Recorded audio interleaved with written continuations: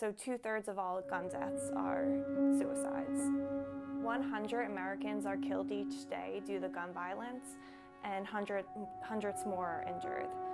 About 22,000 gun deaths each year are due to suicides, and last year about 12,500 deaths were as a result of homicides.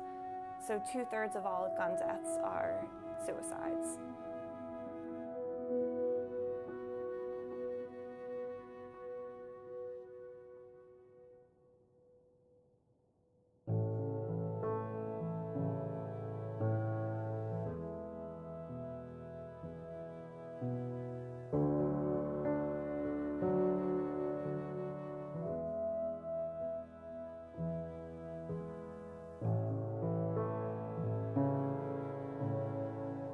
Right now operate on a state-by-state basis.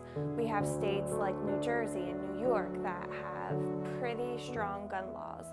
And then we look at other states like Pennsylvania and Virginia where the laws aren't as tough. So what we're seeing is guns coming from states with weaker gun laws into states where their laws are more strong.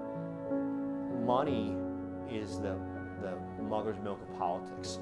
And the NRA has lots of money to go around. I think the funding does affect political positions of candidates running for office, because in strong NRA areas across the country, there are candidates who rely on NRA funding to get elected because they can't get elected without it.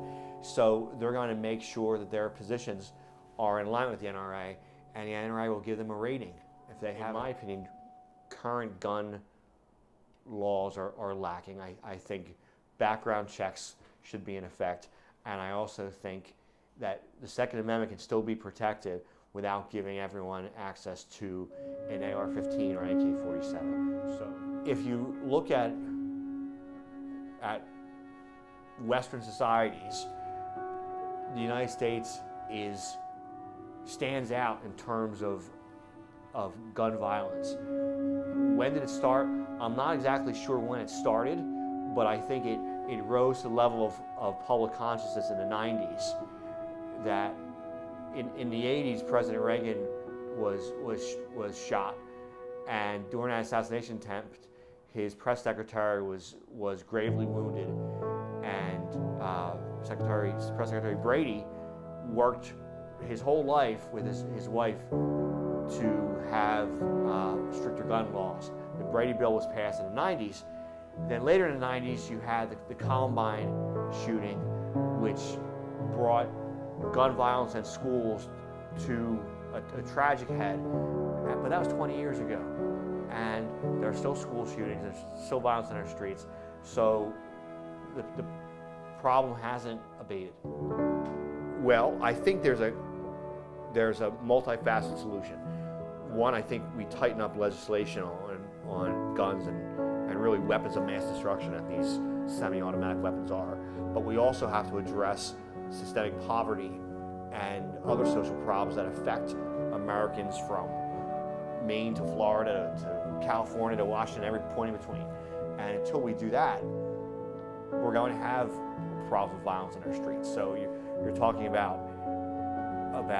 not just gun control, but you're talking about societal change with legislation that lifts people up from poverty, that educates them, that gives them the opportunity that they currently don't have. To strike a balance between public safety and gun laws, if there is legitimate gun control legislation where you take away these weapons of mass destruction, you secure weapons in the hands of people who are licensed, trained, and their backgrounds are checked, then the Second Amendment is upheld, right to bear arms. Highest amount of gun deaths in 40 years, and the amount of gun violence increased by 16% from 2014 to 2017. If I could change something, I would call for background checks on every gun sale. Background checks have been shown to be the #1 means of preventing gun violence.